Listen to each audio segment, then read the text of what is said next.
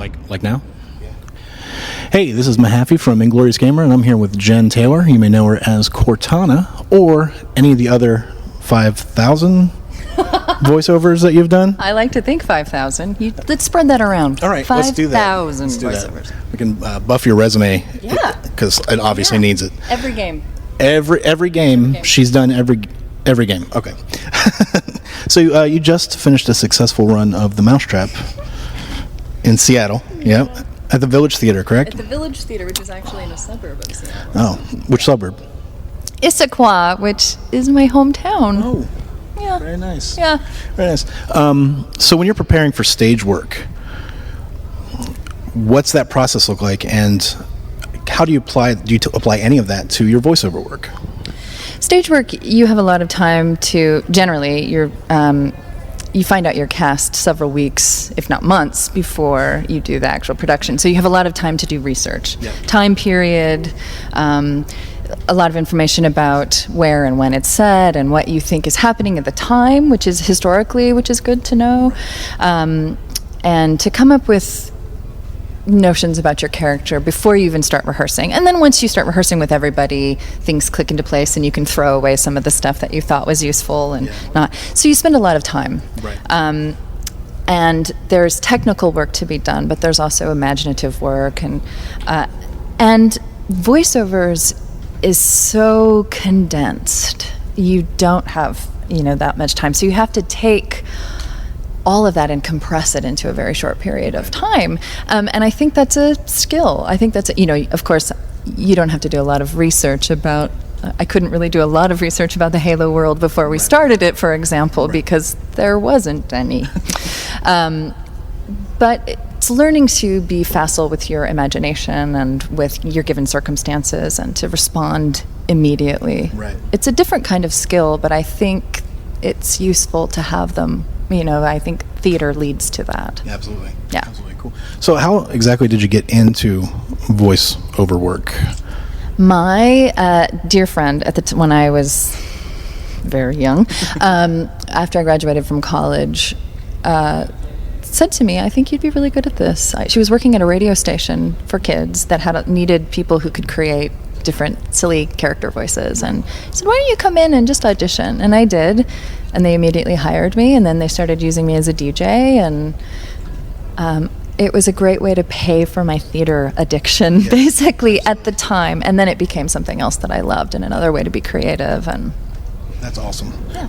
So you obviously have a large fan base when it comes to the video game culture, but you voiced Cortana, as we know. You also voiced Princess Peach, and characters like that. So, how do you make that transition, or how do you prepare differently when going from something like Zoe to Princess Peach, or from Cortana to? How's that process look for you? Well, they're different types of games. I don't do Princess Peach and Toad anymore, but that was we had such a short period of time to work on those, and it's different. You're telling a different kind of story.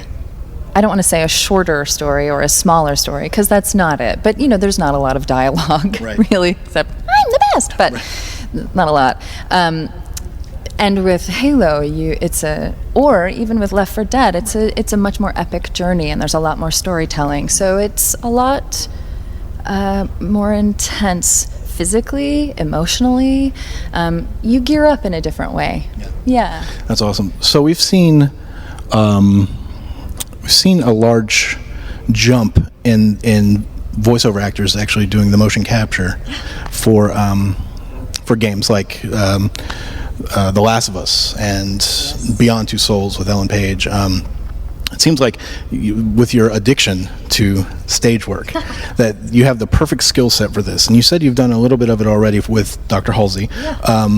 Do you look forward to doing it some more, maybe with Cortana in the next Halo? I don't know if I'm going to get to do that for the next Halo, but I love motion capture. Yeah. It is so fun.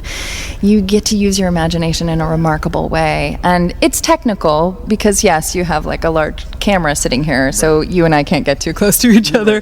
But it's It is a blast. It allows you to use everything you have physically and, again, imaginatively. Right. I think that a lot of actors can be good, film and TV actors can be good voiceover artists and can do motion capture. And I think that a lot of great voiceover artists can also do motion capture, but I don't think everybody can do everything. You know what I mean? Right. I think that it takes special skills, and I don't know if that's theater or if it's experience in film. Maybe it all comes together in that way. Yes, I'm excited. I want to do more.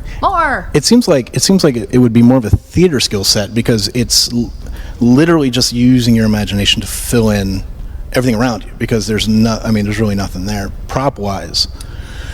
Yeah. To get that going in your brain to become creative. So to me it seems like a theater skill set. I think that really helps. Yeah.